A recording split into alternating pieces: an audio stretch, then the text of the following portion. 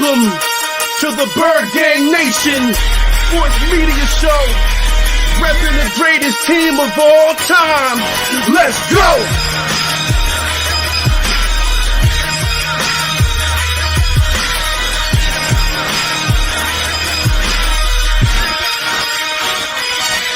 Bird Gang 31, he be the host with the most. We going deep, burning teams. They ain't nothing but toast. It's in your rest there. Sirianni put me in coach, running like Miles Sanders till I butt my head on the post. Touchdown! Yeah, that's coming. Devontae's crazy route running. Jalen Hurts and them throwing lasers. The Rager young gunning. Come on! On the D side, we ride, sack him with Fletcher, lay him out on the stretcher. No one can protect you. Watch Darius lay him, shutting down your routes. Come on! In my green John, eating Philly cheesesteaks. Put up your cups, wings up, if you can relate. Tailgating at the link like Gans and Stride. To the Bird Gang Nation, that's worldwide.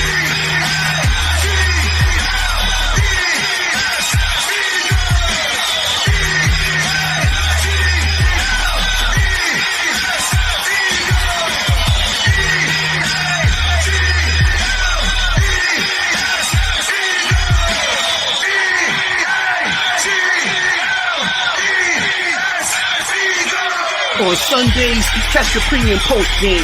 Mondays is Birds on Broad Street with Philly Notion and Cool Cat, the man in motion. And Wednesdays, the midweek special got you open with JC from Eagles Talk. Hitting like B-Dog, baby.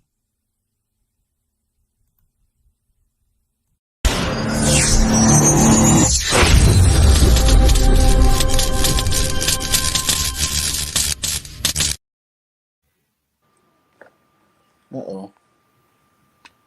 Welcome to another episode of Bird Gang Nation Sports Talk. I'm your host, Bird Gang 31. And we got the very special guest, Mr. Marc Farzetta. Farzetta. I always mess up your name, Farzetta. No. You crushed it. You sound great. It's amazing. You nailed it. No, it was horrible. Marc Farzetta in the building, my guy. How you What's doing up? today? Great to catch up with you again, my friend. Great to be on. Appreciate you having me on. Looking forward to talking some birds, baby. Oh yeah. Let's get to it, man. Let's get to the hot topic of the day. Before we get to that hot topic, I want to talk about Chris Sims' top 40 list with Jalen Hurts. I know that is the hot thing on the market right now. But before we go into that, let's go into the Bradley pickup. How'd you feel about that one? I loved it. I mean, all offseason, we've been talking about the offensive side of the football as far as having the best wide receiver tandem in quite some time with the Philadelphia Eagles, potentially ever with the Philadelphia Eagles. Now that you have A.J. Brown, link up with Devontae Smith, hopefully taking that sophomore step forward in the NFL. Quez Watkins is your number 3 wide receiver. We're feeling great about the wide receivers. You already had Darius Slay as your defensive back, as your number 1 guy. And then you went out there and got the New York Giants number 1 guy from a year ago in James Bradberry. So for me, I think we can talk about the wide receivers and the defensive backs in the same breath as having at least the best defensive back pairing since you've had Sheldon Brown and Lito Shepherd patrolling the secondary for the Philadelphia Eagles. And you can talk about that in the same breath as far as the wide receivers go for having that best tandem possibly ever for the Philadelphia Eagles. So when you look at the DBs and the wide receivers, I think it just completes the puzzle right now as far as those position groups go. But they still need a safety. I'm not all that confident in Marcus Epps. I'm not all that confident in Anthony Harris. But here's what I do know. Your defensive line, your linebackers, and your cornerbacks are pretty set as far as I'm concerned. It's a matter of the safeties. Hopefully their job will be easy anyway due to the guys that are playing in front of them, the 9 guys playing in front of them. But I still would like to see those positions upgraded. Obviously, I'm crossing my fingers for Jesse Bates. I don't see it happening, but I wouldn't be shocked if it actually did because Howie, every once in a while, we all know he can get greedy. So I'd love to see that happen. I don't know if it will. But as far as their corners go, I am ecstatic to see what they bring to the table in the 2022 season. Where would you rank this duo in the NFL? Slay and Bradberry. Let's start with the division then first. I mean, best in the division. Yeah, best in the division, without question. I think Diggs and Brown. Yeah, I do. Diggs has something special. I think every time he plays against Devontae Smith, because of their history together. So I think that's something that a lot of people look at and go, oh, this is, when we watch him, he looks a lot better than he is. Don't get me wrong. He's great. One of the best cornerbacks in the game, especially when it comes to getting those interceptions like he was able to do at such a high rate last year. But I think still in this division, you're talking about guys that were both number one guys last year. Darius Slay has been number one guy really ever since he stepped foot in the NFL. And now another number one guy playing your number two spot, where, by the way, he flourished when he was with the Giants a year ago, or 2 years ago, 2 seasons ago. That was his best possible position, being that number two guy. Now I'll have that opportunity to be the number two guy again next to Darius Slay, so he won't have to worry about D'ing up and man-to-man on their best wide receiver, the opposition. Darius Slay will obviously have that covered. So I think both players are at least the best in the division, one of the best in the NFC without question. But as far as these two guys go, I think they are going to be locked down corners what the matchups are going to get this season. What would you say about the receiver duel, the trio between Brown and Smith and Dallas division and Dallas Goedert? Oh, yeah, you got to add that too. Think about that. The quadumvirate. I don't even know what you would call it. Triumvirate, quadumvirate, obviously. Quad squad. I think they're set. I mean, I know we're going to get into this, but everything comes down to Jalen Hurts. I mean, I think Nick Sirianni downshifted his offense, but I think this year, if Jalen Hurts takes the step forward that I think needs to take in order to be the franchise guy for the next decade plus in Philadelphia, I think a lot of it's going to come down to Nick Sirianni's game plan. But I think what we know, outside of injury, you always say that caveat, if he has A.J. Brown, Devontae Smith, if he has Quez Watkins, and he has Dallas Goedert, and he has all these guys, and they're all cooking, and the offensive line staying healthy, and all that, if everything does go right, everything is right now on paper. Everything looks fantastic on paper right now. So if you take that into the season and you have that together for the vast majority of the year, and you throw injuries out for a second, everything right now is set up for Jalen Hurts to take this to the next level. As far as the quad squad goes, they compete with anybody in the NFL, right, as far as I'm concerned. To answer your question, as far as ranking, they can compete with anybody, but it's all up to Jalen Hurts. It's all up to how far he is able to step forward in the upcoming season and how far he can make not just what looks great on paper look great on paper, but also what looks great on paper look great on the field. And ultimately, that's going to fall on Jalen Hurts' shoulders. Nice. Let's talk about it then. Chris Sims dropped his – well, he didn't drop the complete top 40. Right. Yeah, he's leaking it out 5-5-5. Yeah. Jalen Hurts, 25. It's a slow bleed. Yeah. And I can see everybody said he wasn't even on top 40 last year, right? He wasn't on there. No, he wasn't. 25 this year. Uh-huh. Do you think that's fair? Where's that? I think it's odd when you see Trevor Lawrence didn't really do anything. He also had a rookie head coach. Daniel Jones, I think, sucks. I don't know how the hell he is not just ranked above Jalen Hurts, but how far he's 21 on the list? Yeah, he's 21. 21. There's the list right there. Zach Wilson, what did he do in his rookie season? You can make an argument, at least the start of the year, you had a guy like Sam Darnold, go out there in Carolina in the first half of the season and actually do pretty well, beating the Jets in their matchup. So I think there are different things that you can look at all this and you go, well, what the hell, Chris Sims? And I give credit to Chris Sims, who I've interviewed a number of times, and I really like the guy. And I give him credit for at least at the end of last year saying that he botched it. Oh, man, he botched it when it came to Jalen Hurts not being on the list. But if you're going to say that you botched it last year, how is Justin Fields, Trevor Lawrence, Daniel Jones, how are these guys over Jalen Hurts after he took his team to the playoffs in his first year as a starting quarterback? How is that even possible? And if you don't follow this guy on Twitter, I highly recommend following him. Covers the Birds, follows the Birds like no other. Thomas Peterson, who I think actually follows the team from overseas. You're talking about a quarterback in Jalen Hurts who gets a horrible rep for being wildly inaccurate. And he has his accuracy issues. I'm not denying that. But when you talk about him, like comparing him to other guys that are ranked above him on this list, he's got the best completion percentage, the best accuracy numbers ranked against those other guys when it comes to target percentage. So for me, a lot of it is not to go too far into analytics, but a lot of it, when you even look at the numbers, you look at Jalen Hurts and you go, oh my God, I didn't realize the numbers would tell that story. And that's where I'll always say numbers don't lie, but they do deceive.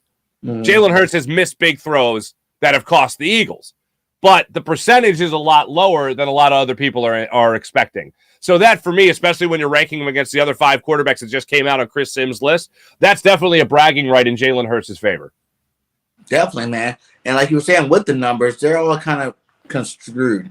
Like some of those, like, yes, he missed throws, but he made throws that weren't caught. I think they said he was ranked, PFF had him the 11th overall quarterback. When they looked at all the percentages, I was looking at it on PFF. Jalen Hurts was 11th, on that list at quarterback. Wow. Because they looked at everything. They looked at, how PFF breaks it all Sure. down. Yeah, everything. Running, everything, yeah. I didn't tell you I seen every single category, how they actually did it. But I did look at the ranking, and he was 11th overall for PFF there, So I don't know, man. I think that's way too low for a Jalen Hurts type guy. Like, me, I'm a homer for one, but for two, it's just a talent. Like, for me, like when you hear 6th all time in terms of production on the football field out of your first year, how can you even say, that this guy's not a top 15 quarterback? Like I heard someone saying, if you made the playoffs, then you need to at least start there at 14.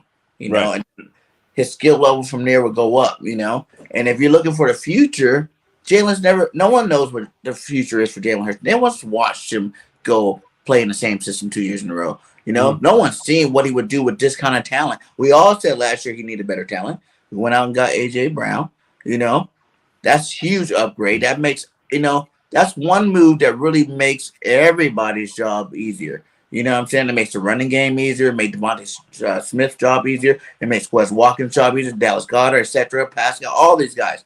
They all just from that one move, you know what I'm saying, making that much of an impact on a roster in the offense. So, I don't know. I think it's kind of low. I would like to get them in the top 20s at least, like 18, 19 or something like that. Yeah. See, here's the biggest knock, and I don't hear enough people talking about this. I think the biggest knock on Jalen Hurts, it's got nothing to do with his arm strength. It's got nothing to do with his accuracy. It doesn't have anything to do with those cliche things that you have heard a million times. The bottom line is this season really took a turn, not just when they played an easier schedule in the second half of the year, but when the offensive game plan said, Jalen, we need less from you as a thrower. That's not a good thing in today's NFL. Like, do less as a thrower is not a good thing for a quarterback in today's NFL, as we all know. Why wouldn't it be in terms of his first year start? I feel like that's where Sirianni messed up last year, is by trying to be so pass heavy when you knew this was the boy's first year start. He has. Sure. Yeah. No, I agree with you, but if you're going to be a top 15 quarterback, even in the NFL, you got to be able to sling it. And he wasn't able to sling it. And look, Sirianni relied way too heavily on him in the early part of the season. Like you're saying, what was it, week 2 last year in Dallas? They ran the ball with a running back twice in the entire first half. So, yeah, I agree that that's way too much of the other side. But last season took off when the Eagles started the ground and pound game, when the defense actually started to play well. Your running back started to play well. Your offensive line started to click as well. And they took responsibility away from Jalen Hurts as far as being a thrower. Now, he still played great as far as being that mobile quarterback. He could make the big throw when he needed to make the big throw, certainly. But I thought when the offense said do less as a thrower, that's not a vote of confidence for your ability as an overall quarterback. Now, hopefully this year, and I'm counting on it, and I think he will, not just because of the weapons, but because of the guy's work ethic. And also, like you pointed out, the fact that it's the first time in, 6 years he's going to have the same system to play again for this upcoming season. So I think all those things together will see him take a step forward as far as being an accurate quarterback, as far as him being called upon to make the big play with his arm when he is called upon to do so. What percentage do you think they need to do with this? Do you think it needs to be like a 60-40, a 50-50 right down the middle? Because you look at those things too, it's like, I know people say like his passing numbers, once we started running the ball, if you looked at those throws he made when he made them, those were accurate balls. No, Jalen only had 9 interceptions last year. That alone is great. You know what I'm saying? Like, he didn't really turn over the ball very much. He's really secure with the ball. And a lot of those games, even when his passing numbers weren't really high, he made a lot of key throws in those games.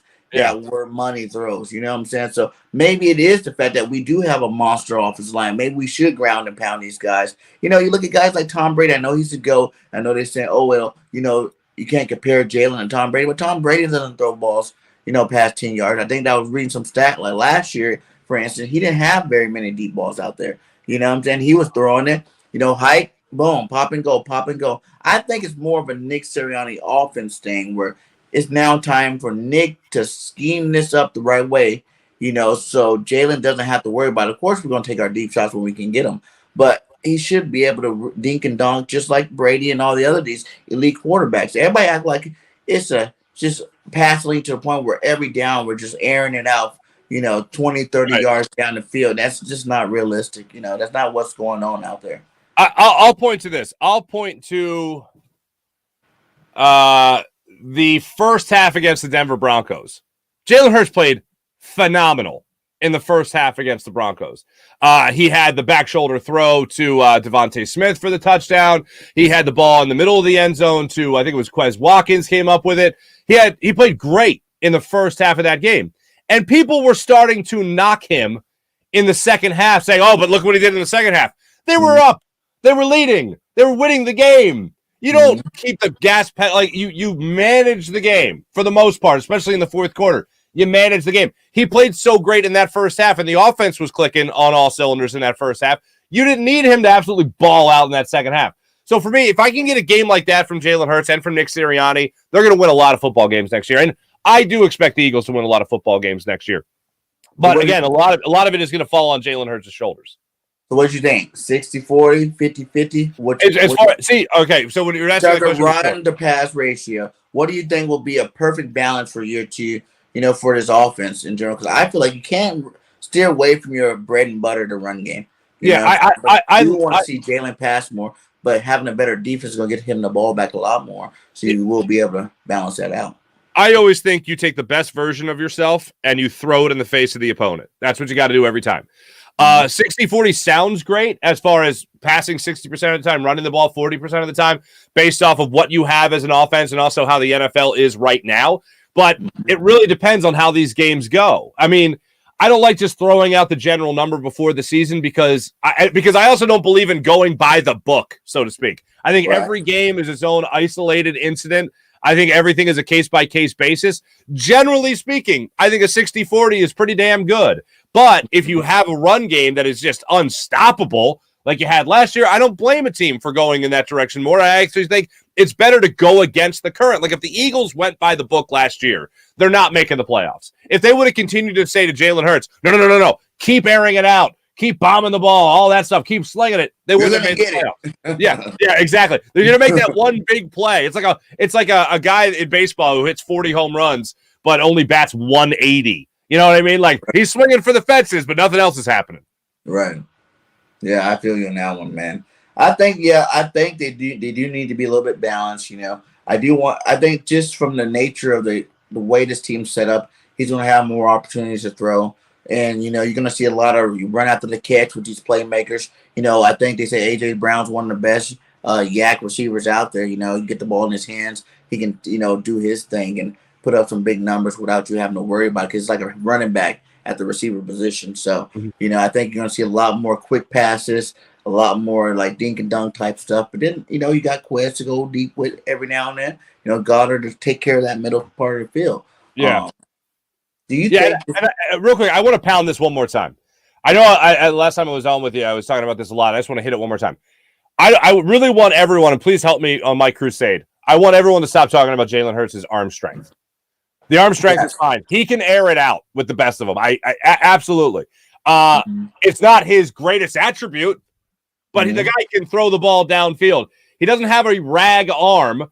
I'll point to a guy like Nick Foles that did not have a cannon of an arm, but he was accurate when he threw the ball downfield. Jalen Hurts gets that kind of arm. Like Donovan, his deep ball was more accurate than anything he threw within 5 yards of the line of scrimmage. That's where Donovan flourished with his deep ball. If Jalen Hurts can be accurate with his deep ball and accurate in the short field as well and be able to throw over the middle of the field, Eagles are going to have a very successful season. Yes, man. I think that he definitely can have, you know, a Pro Bowl caliber year this year. Absolutely. Guy can be the limit for him. I really think he's going to shock us all in terms of that, like the upgrade that we see from him. Like you said, when you go into the locker room, you got to learn a new, scheme this offseason, as opposed to going into the locker room where you already have the scheme down. Now you have your best friend in. Now you guys are growing together. It's all set up for him to have a great year. Sure. No, I'm looking forward to it. Do you think the team is a top 10 team? I think Peter King said the Eagles are a top 10 team. I think he had him at 9. Yeah, he had him at number 9. And one of the things I didn't like about Peter King, I think he's telling the truth. He's giving you his opinion, which is why he gets paid, and he's a very valuable opinion as far as I'm concerned. Ranked him in at number 9, and one of the detriments was Jalen Hurts.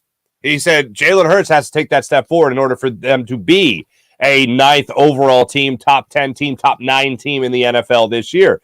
And it's funny because we look at all these guys that have come in that are proven commodities. Now, even the most proven of commodities can come in and have a terrible year, i.e. Nnamdi Asomugha, okay? So you have James Bradberry, you've had Darius Slay, you know what they can bring to the table. You bring in these rookies, we'll see what they're able to do with Nakobe Dean and Jordan Davis, what those guys are going to be able to bring to the table here. But everybody else, Fletcher Cox, Javon Hargrave, Brandon Graham coming back and possibly shifting more to a 3-4 style of defense with Jonathan Gannon, who I think is the second biggest question mark after Jalen Hurts going into this season, by the way. I think if you see all these guys take that step forward and you have these proven commodities come in here knowing what they're doing, and then the two big question marks defensively, Jonathan Gannon, and offensively, Jalen Hurts, if they actually put it together and improve with what they have around him, and the high tide rises all ships, to use that expression, then this team can win 12, 13 games in the upcoming season. And they can certainly win this division. And I think absolutely Peter King is dead on when he's talking about a possible top 9 team in the NFL, because this year I do see Jalen Hurts stepping up. I see him improving upon his own accuracy. I see him improving upon his own skill set, that he came into the league pretty damn good already. But I also see him coming in here, breaking down the defense that's in front of him. I don't think there's going to be any defensive coordinators caught on tape like Todd Bowles last year saying, oh, this guy can't read a defense. Read the defense. Exactly. I think you're going to see a guy mature greatly in his second year as a starting quarterback, third year as a pro quarterback. And that's ultimately what I'm looking forward to the most when it comes to this Eagles team. What matters more to you in terms of Jalen Hurts' success next year, in terms of keeping him as long-term quarterback? Is it the wins or the stats? Because everybody wants the stats. Yeah. If he's winning, does that matter to you? Or do you think it matters to the Philadelphia Eagles in terms of whether they keep him or not? To say this guy goes 14-3, but only 4,000 yards with another 1,000 yards rushing, Right. Yeah, overall, it's the hardest thing in the world to argue with is success. So if you're winning games and you're looking pretty damn good while you're winning those games, then, if you go to the playoffs and you win in the playoffs, let's say they win 2 playoff games, man, right? Mm-hmm. Let's say they do that. No, you're going to tell Jalen Hurts, no, you're not coming back after that? I don't think so. Mm-hmm. But everything, as I said, is a case-by-case basis. As much as I'd love to say, if Jalen Hurts wins a playoff game, this team's coming back. Well, if the offense is ranked in the bottom tier and Jalen Hurts is asked, like he was last year, to do almost the least out of any regular starting quarterback in the NFL, like he was ranked 21st in passing attempts last year. 21st. Yeah. Like, for a pass-happy league, again, to go back to that tired cliche, you would think you'd want him a little bit more involved in the offense. Now, he affects the game other ways and running the football and all that. And people did talk about last year, is he running too much?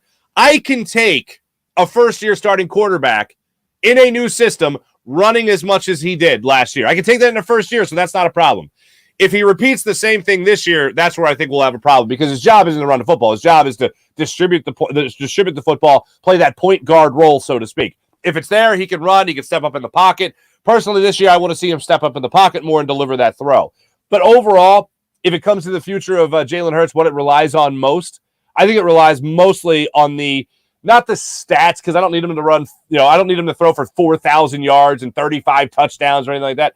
I need him to make sure every single Sunday, Monday, or Thursday, this team is in a position to win a game in the fourth quarter.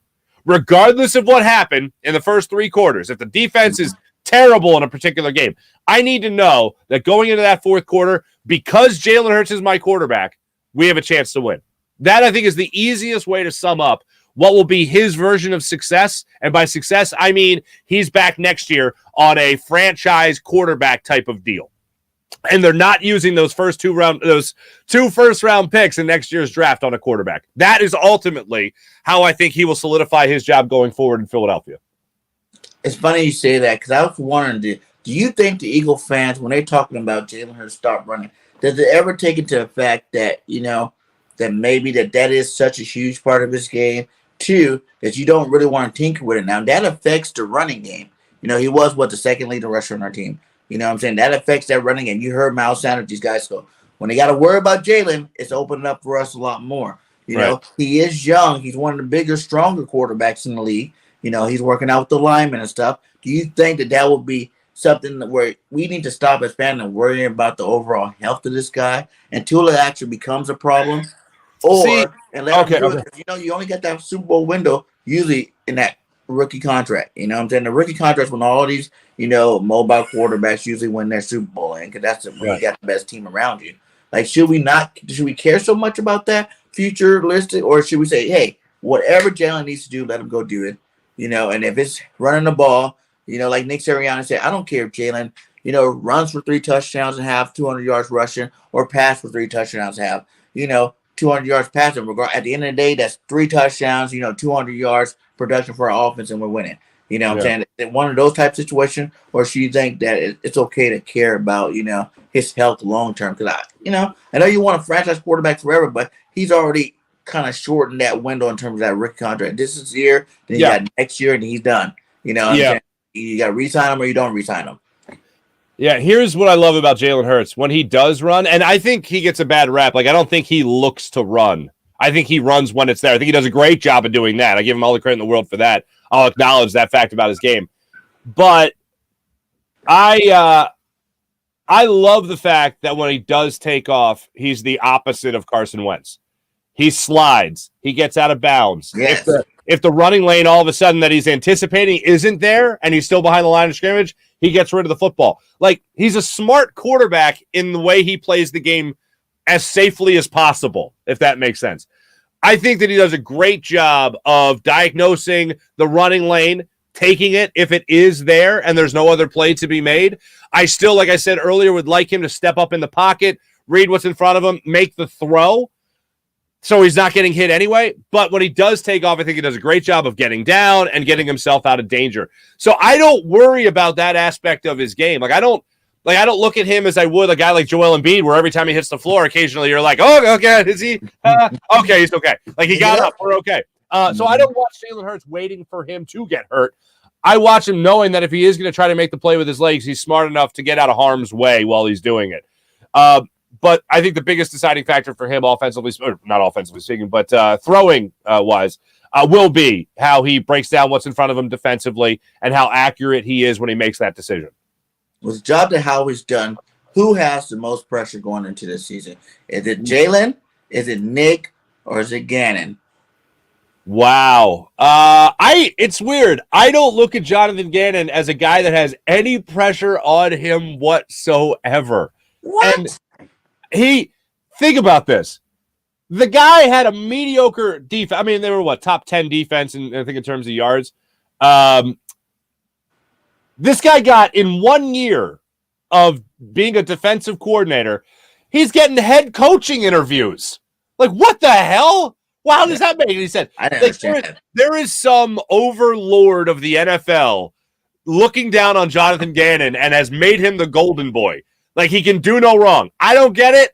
I don't hate the guy. Like, I think the second half of the season, they played a bad schedule, easy schedule. They took advantage of that. I think Howie Roseman in this offseason, they got him great pieces to his defensive puzzle. Maybe this year we'll see a little bit more of his scheme in terms of being a little bit more aggressive. I'd like to see that.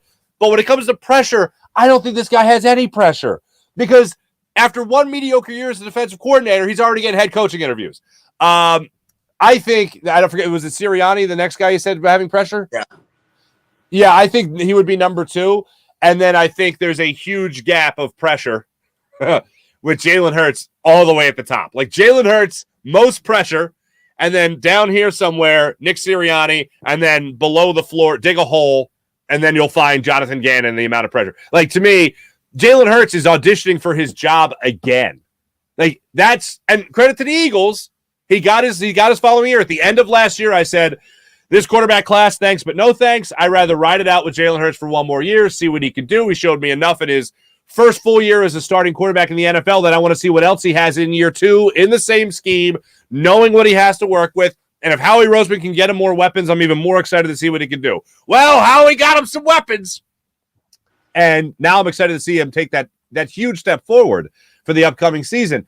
I think for him, though, when the Eagles made the trade with the Saints and acquired 2 first-round picks in the 2023 draft, they put Jalen Hurts right back in that boiling water. They put him right back in that hot water, and they said, do it again, fella. Go out there and perform. Go out there and win the job again. This time, not for the following year, but for the next 5, 6, 8, 10 years as a potential franchise quarterback, because it's going to be a much better quarterback class next year coming out in that draft. And the Eagles have those 2 first-round picks. Once they did that, they said to Jalen Hurts, do it again and be even better this time. We'll get you the pieces around you to put you in a better spot to win, and you'll be more comfortable in the offense. But now you got to put up. Now you got to show us that you can be not just the guy for next year, but the guy for the next 5, 6, be a franchise quarterback. That's what you got to show us if you're going to be surrounded by this talent in year 2 in the same scheme.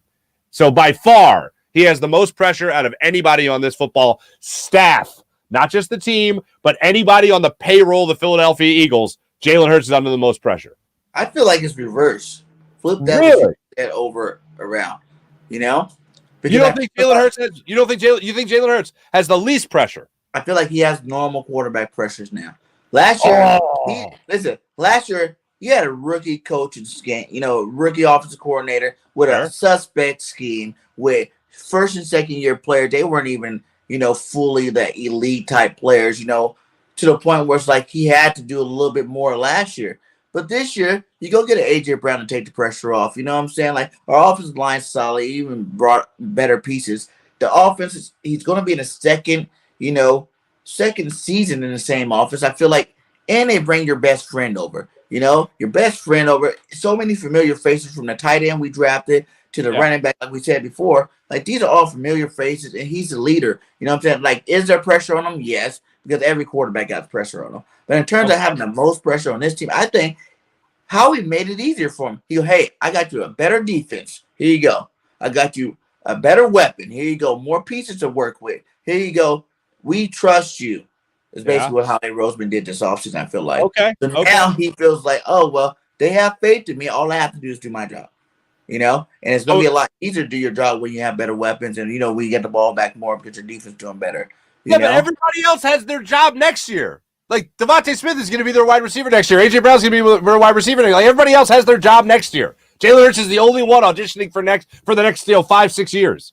Yeah, but I feel like that's fine with him. Like, he's cool with it. I agree. And I feel like overall the pressure on him, like himself, he's not going to be tripping off of him. And I don't put the pressure on him because now I'm like, you got everything you need. Now it's just going to be the quarterback we all know you are. Yeah. Like, now you can do it. In terms of, like, I think the most pressure is definitely JG because he tried to sell us that dream last year with that zone offense, and we didn't have the linebackers to play that zone offense. Now, true, we went out and got 3 new starting linebackers, and some extra pieces, Jordan Davis, Bradley, Bradberry and stuff, but he has to prove to us because he's already came out and said he's running the same defense, basically. So he has to prove that he is this mastermind in defense, and he is going to come out here and show that when you gave him the talent that he needed for that defense needs to work better. We were like almost last in sacks, we were last in a lot of categories last year in terms of like, sacks, turnovers, maybe even yards per ball. You said we're 10th there, but man, you got to show us that you can be better and be the old defense that the Eagles are used to having, hard-nosed, hard-fought defense, that go hit people and get the ball back for their offense, you know what I'm saying? So I feel like he has the most in Nick Sirianni because you brought in Jalen's people, so he's got comfortable pieces. Like, AJ said him and Jalen used to go, even when they're not on the same team, catch passes. Yeah, they work out together. Each other. That's going to cause for less drops this year from Jalen. And I think Nick Sirianni really, he has to show that he can be like Sean Payton when he got Breeze. He brought Breeze over. Everybody had questions about Breeze. He brought him over. Now he's like one of the best quarterbacks of all time. It's scheming too when you got the pieces. So Nick has second most pressure because he has to show that he is this, offensive guru that we hired him for to be our coach about, and he has to go out there and put it on the field and show that he can scheme some people open. Mm-hmm. Yeah, I mean, whenever Howie Roseman and Jeffrey Lurie are your bosses, is your job ever really secure? I mean, after Andy Reid, it was like Chip Kelly, see you later. Doug Peterson, I thought got the heave-ho a year too early. And then now you're looking at Nick Sirianni, who I thought it was really funny. Nick Sirianni was all buddy-buddy with Howie Roseman at the press conferences following their draft picks. Like, I don't know if you saw it, but he was like slapping Howie on the back and like rubbing his shoulder. And I was like, they frat brothers? What's going on there? Okay, so we both have Nick Sirianni in the middle of the pressure pack. But you have JG first, and I have Jalen Hurts first. That's it. I just think that the NFL, for whatever reason, man, just loves them some Jonathan Gannon. If that guy, again, could have mediocre numbers, all with the exception of yards, I guess, in the NFL, which everyone looks at as the creme de la creme. I look at points. And hold on. Actually, you know what? I wanted to look at that. Because points-wise, they were much further down, I think, in terms of what they allowed. They were middle of the pack, like almost right smack dab in the middle at 22.6 points per game. After all that, they still said, "Oh no, let's make him a head coach." Like, what are you? They were saying that too when we first got him too, that he was supposed to be a head coach. He's on the fast track to success. Yeah. Okay. Yeah. All right. Yeah. But this is that proof. Like, if you really want to be this head coach that everybody's telling you you're going to be, then you need to show at first that you can be a top ranked type defensive coordinator first before you think you're going to go get some head coaching job. That's why I feel like you said, Jalen's planning to be the starting quarterback of the future. Well, he's coaching to be a head coach because he knows that supposedly that's in his future and that's in his plan. So if you can't be the best defensive coordinator in the league, or even a top, 5 defensive coordinator in the league, with all the, all the weapons you got on defense, then how are you going to ever be a head coach? Right. No, absolutely. Differential, they were even on the season last year in turnover differential. In total takeaways, the Eagles last year, it's funny, I forget this. Yeah, the Eagles only had 16. Only 4 teams in the NFL had fewer forced turnovers than the Philadelphia Eagles. So that ain't bragging. And what was the sacks you said? Oh, the sacks I did not say, but I'll see if I can just punch that up real quick. The sacks, I don't think they were actually, I remember being somewhat surprised, like pleasantly surprised at what the Eagles did defensively speaking. But I could be wrong. I could be mistaking that for the previous year. It's the exact opposite. They were the second worst team in the league in terms of sacks. Yeah. 29. Turnover and sacks, the 2 biggest things that you want your defense to do. You're at the bottom 5. Right. Jim Schwartz was always the guy we got mad at for not being good at sacks, but he always had sacks because they never blitzed, but they played wide 9. Jonathan Gannon rarely blitzed, and he has a lack of sacks to show for it. Yeah, man. Hey, it's all good. We're going to have to see what happens over this next, this offseason. See if, you think Howie's going to make another move. I know we have $8.5 million left on the salary cap. Jesse Bates would be dynamic. Do you think that puts him over the hump, though? If we get Jason, are you considering the Eagles right now a Super Bowl contender? I'm not considering them a Super Bowl contender yet. I got definitely a playoff team, and I think they can win a playoff game at the very least. That's what I'll say. But it, again, all hinges on Jalen Hurts. If Jalen Hurts plays, even if he takes a step forward, not a giant step forward, but if he takes a step forward from last year, because last year he was pretty damn good. He got Pro Bowl. He got Pro Bowl consideration last year. So he takes that step forward. Just with the weapons around him, he should be better. The one thing that I do caution people with is A.J. Brown made the vast majority of his catches over the middle of the field.